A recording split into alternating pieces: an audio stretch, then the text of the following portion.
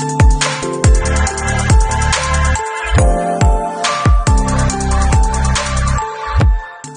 and welcome. My name is Jacob Hicks. I am the Associate Vice President at Tenax Strategies, and I'm joined here with Matt O'Boyle from VALERE Architects.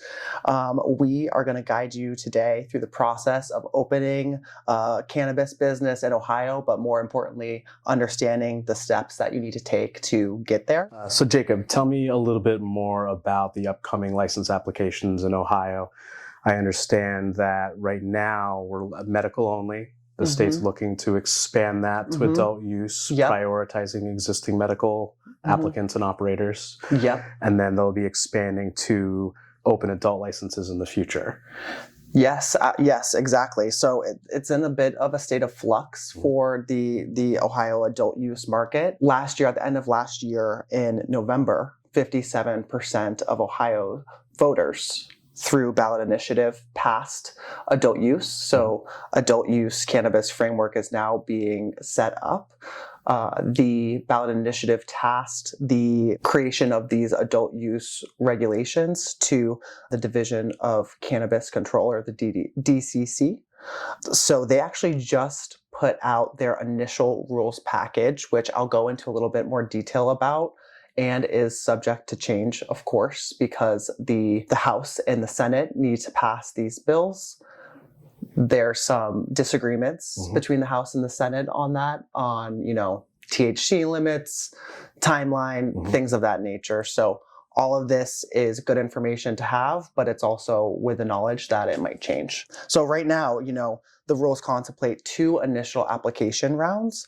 So the first will be, the existing medical marijuana facilities are able to convert to dual use through a pretty simple application process. So if you're a medical cultivator, you are going to be able to convert to be dual use and have a adult use facility as well as your medical facility, so you can sell to those retailers who are adult use. And then the second application round is going to be a drawing-based round for those who qualify. And those who qualify are 10B dispensaries, and I can get into that a little bit more shortly as well. But for these initial rounds, it is set up to have the applications go live for both of these categories, these dual use licenses and 10B licensees.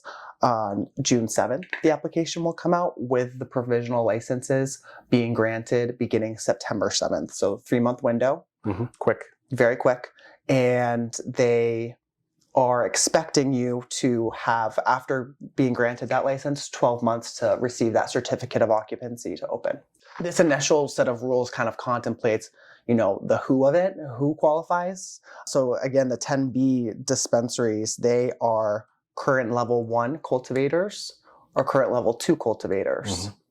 Current level 1 cultivators will be able to have 3 adult use only retail facilities in this June 7th, September 7th round, and level 2 cultivators will receive 1 adult use dispensary. There's going to also be another round in the future for solely adult use dispensaries or entities that want to get into the market who are not a 10B dispensary or a medical retailer to convert. These 10B dispensary license applications, they'll go through a 2-phase site selection process. So all 10B dispensaries will have to do that $5,000 application fee. They'll be randomly ranked. Applicants who select a dual use license obviously will be given 2 times the priority there. And then the first phase, all entities will be given, a queue number, a drawing number.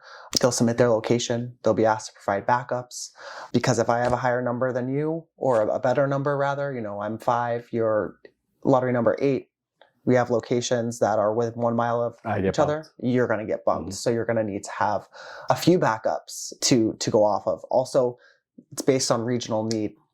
I think the benefit that we can provide to clients, and we already do provide to current clients when we work together, is cannabis is a bunch of different industries coming together into one, and it makes it very complicated because you're not only dealing with, getting that coveted state license, there's other work to be doing in a parallel track to that. So we try to do that with the VALERE team as often as possible, just to create that speed to market for our client so they can get that early market revenue. And if you have people that have the experience and the right team together, they know the hurdles that are coming and they can preempt them as best as possible to keep you on track.